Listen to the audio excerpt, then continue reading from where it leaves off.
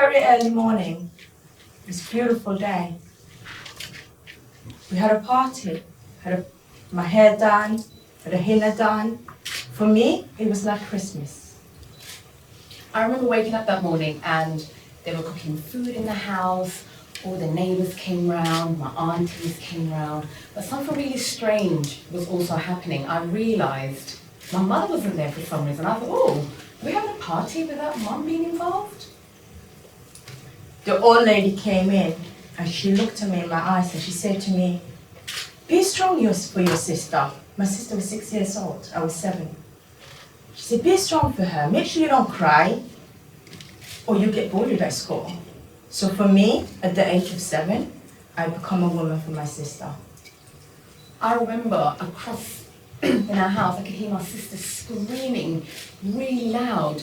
And what shocked me the most, she was actually being pinned down by women she trusted, women I trusted. 2 weeks passed, my legs are tied together. My legs are tied from the waist all the way to the ankles. But I'm the luckiest girl alive because I have 4 brothers. They would pick me up to take me to the toilet. And to pass urine, I have to lay on the floor. So I lay on my side. And when I finish, I'll call out for my mom or my auntie, whichever woman was in the house. And they come in and they wash me down. Then my brothers, one of them will come in and carry me back to my room. Like I said, I'm the luckiest girl alive. I mean, for me, apparently there was a war in Somalia. What war? I never saw the war. My memory of Somalia was children running around, freely running around, women doing whatever they wished to do. I remember my parents taking me to the beaches, and by the way, did you know Somalia is actually known to be a nation of poets? The Somali language wasn't actually written until the 70s. 6 years later, we are in Mogadishu, the capital of Somalia. The civil war started a week ago, and I would wake up every night with abdominal pain. And my stomach would just hurt me, and what do? Run to my parents' room. So my mom and dad would just put me between them, and I would lay there, and I'd fall asleep. For 3 nights that happened, and then I couldn't sleep anymore.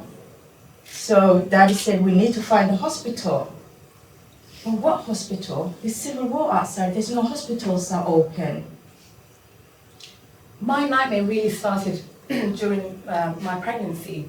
I remember every time I was actually vaginally examined, I would pass out, I would collapse, and I thought, that's very strange. Why am I having panic attacks? I mean, pregnancy is supposed to be a very joyful time for women, but that was not my experience. So Daddy found a hospital. It was run by Italian doctors and Italian nurses and some Somali nurses.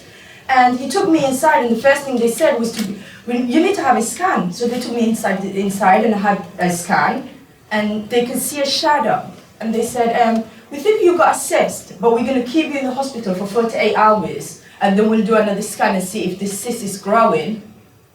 48 hours later, had another scan.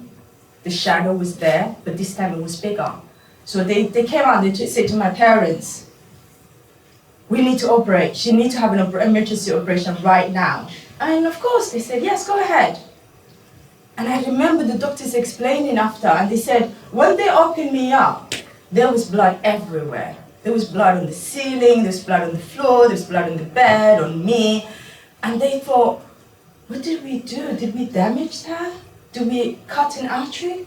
What's wrong? It's only after they clean up the blood that they realized I hadn't had a cyst. They did not damage me, they didn't do anything wrong, but it was my period that was accumulating inside. It had nowhere to come out. So now my daughter's born, Feroz, and she's about 3-4 months. She was a good baby. She slept throughout the whole time. I don't know if any of you guys are parents, but come to sleep tonight. So she was a good baby. And it was only when she was 4 months I visited this health professional who I told her about my experience of my pregnancy. I said it was a horrible nightmare. And without her judging me, she said, oh, Miss Hussein, do you come from this part of the world, Somalia? And I remember saying, yes, very proudly. And I said, I'm a very proud Somali woman. I am from that country. And she said, from what I know, female genital mutilation is practiced in Somalia. Have you had it done? I said, of course I did. I go, who hasn't had it done? Every single person's had it done. And she said, Ms. Hussein, the reason you were having panic attacks and you were actually blacking out during any vaginal examination, because your body was actually experiencing flashbacks. So my body was remembering what happened to me as a child. Only then I thought, oh my God, this actually makes sense to me, and I started to make that connection. So after my first operation, the doctor said, wait for your next cycle. So now 3 weeks pass, 4 weeks pass, 5 weeks pass, no period. It's not coming out. So they say, you need to do another scan. So I had this scan, and guess what? That old shadow appeared again, it was there. And they said, we need to operate you again. But they can't operate me because the civil war got so big, the part of the hospital was getting bombed. So they look at my dad and they say to him, you need to find a way out. We have another hospital in Djibouti. So if you take your daughter to that hospital, we will do another operation there. At this point, my dad was head of the army in Somalia. So we were actually getting attacked. So while I was in hospital, my dad would tell me, if anybody comes to you and asks you your name, tell them different name. Because if I ever told them my name was Hoda Ali, and they know who my dad was, I would be killed. So while I'm there trying to get better, I was trying to be somebody else as well. But again, I was lucky. The luckiest girl alive, because Daddy found the airplane, and we left Mogadishu. See, now that I started to make that connection, it was that first moment I realized, right, my daughter Ferouz will never, ever be cut or endure female genital mutilation. That's when I knew that. That was the moment in that clinic that I was never going to do that to my daughter. So first time in my life, I was taken from the airport to the hospital. We went straight to the hospital, had my second operation, and they said, Hoda, wait for your next cycle. I waited, it never came. Now the doctor said, I don't know what to do, but I'm going to speak to this professor in Italy, in Milan. And she spoke to him. He came to see me for 48 hours. He came, he operated me, and said, let's wait for the next cycle. If you don't get your next cycle, we're going to give you a visa to come to Italy because we have a better equipment there. So now, obviously, those that know me know I ask a lot of questions, so I started asking a lot of questions. What is FGM? Why did it happen to me? And why is it still happening? And it was that moment I actually started running focus groups in my mother's house. I then did events in community centres. Then I actually ended up training as a psychotherapist. And now I actually run a counselling service for women who've undergone female genital mutilation. I'm waiting. 4 weeks later, no period. So the doctors came in and said, right, gonna give you a visa, but you need to find a ticket. So I remember my parents talking, but we're refugees now. We're from Somalia, the civil war. So it took them a while to get money together for the ticket. It took them 8 months. And what happened is that for the 8 months, the doctors kept me in hospital. And what they did was in order for me to get my period, they had this machine. And it was hooked on a little tube. It was like a catheter, very tiny. And they put that through my cervix. And I would lay there and watch my period go through this tube, up and down, up and down, up and down, and end up in that bottle there. And that's how I had my period for 8 months, until we got the ticket for the money. See, for me, just doing the counselling wasn't enough. I had to campaign with other organisations, stand outside Parliament Square, basically chase any politician. I'm actually known to be the girl who chased Theresa May around for a bit. Yeah, it's my thing. That's what I did. And for me, that was really important. But in that whole process, I'm realising, as I'm going around talking to people about female genital mutilation, women are becoming my biggest allies. I'm a couple of men, not many. It's growing, as you can see. And that's when I realized, actually, we need to start creating safe spaces for women. I'm in Italy now. Had my operation. 12 hours it took. Because my dad was outside timing and writing everything.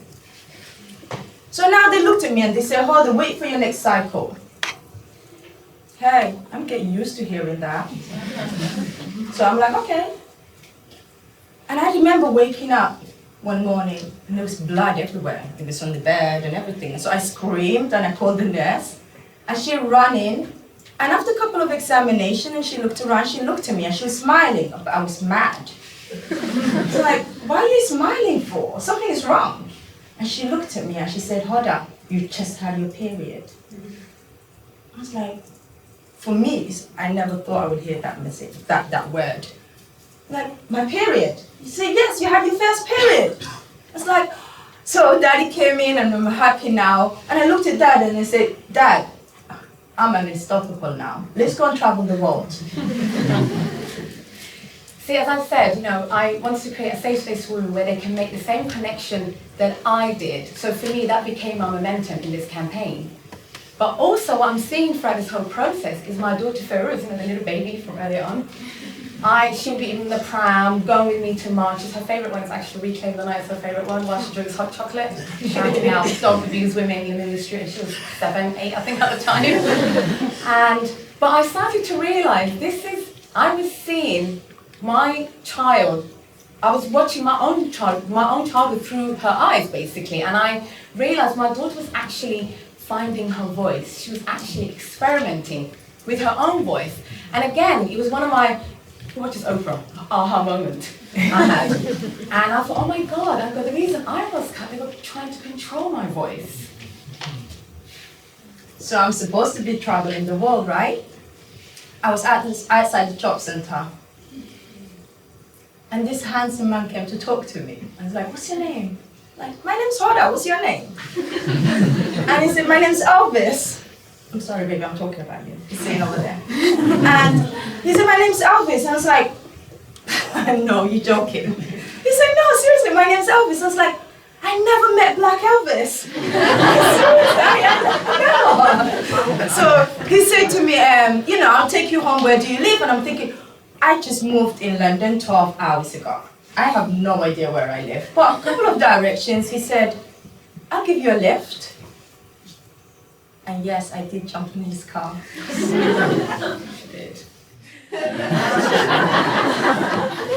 Again, going back to that same question, why was I cut? And why are 140 million worldwide have undergone female genital mutilation? People give you many reasons, but there's only one reason that's happened. It was to control my sexuality. That's why FGM actually happens. Apparently, us women are not supposed to have any sexual desires. It doesn't really work. If you bring just Elvis post to me right now, you'll see how I react. That's what I'm saying. 4 years later, I'm married to a Black Elvis. So, I'm not using the pill, he's not using the condoms. We're not using contraception. So why are we not getting pregnant? So what do? I go to the only place I know, gynecologist. I had one since I was 11 years old. So I went to see the gynae and IVF, she said, and IVF we did. And I got pregnant. Day before my first scan, I miscarried. And then again, I thought, I'm the luckiest girl in the world. We'll do another cycle. And that's when she said, I'm really sorry, Hoda. I've been doing this job over 30 years, but you can't have your own child. You cannot carry your own child. And to me, that's when I made the connection. Because at the age of 7, I was denied to be a mother. As I'm campaigning along, I always make sure I go to events where a lot of, like I said, women were my allies. So I would actually pick women up from events. That's what I did. And I remember one particular event that I went to in East London. And it was this woman walked in, I'm not kidding, walked in like this with a handbag, walked in like this. And by the way, this is the first time I had to question my own sexuality. I'm not even kidding. All I said, I don't even know her name, I said, you, come and sit next to me. I need you, come and sit next to me. I didn't know her name. And I sat down next to Leyla.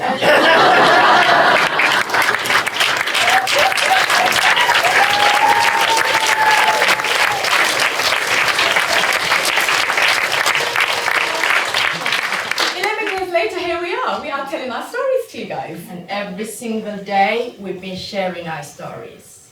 And we found, as you know, Hoda's a nurse, I'm a psychotherapist, but one of our biggest tools has always been our story. Telling our story is a way of actually breaking the cycle of violence and breaking the cycle of FGM in our community. And I think that's really why we share our stories till today. If you save a one girl, you save a generation. And if I can end FGM with my daughter, all of you can. So what would Mama F say about this? So Leyla, what would I be saying if you never met me? See, we thought about this quite for a long time. I actually said two things would have happened. Obviously, we wouldn't be here together on stage, and I wouldn't have questioned my sexuality. I don't know. I mean, that's what I can come up with. And like Mama Apple would say, well, I don't know if Efo Dokunu, she's the godmother of this campaign. Right now, I'm sure she'll be saying, right, you did your talking, you did your gatherings. As we are gathering in this room and trying to galvanize a movement, girls are being cut as we speak. So we don't have time to hang around, okay? So me and Hoda feel we need to kind of get off the stage or she'll come and haunt us. I don't deal with efforts coming to haunt me. So for us, it's really, really important.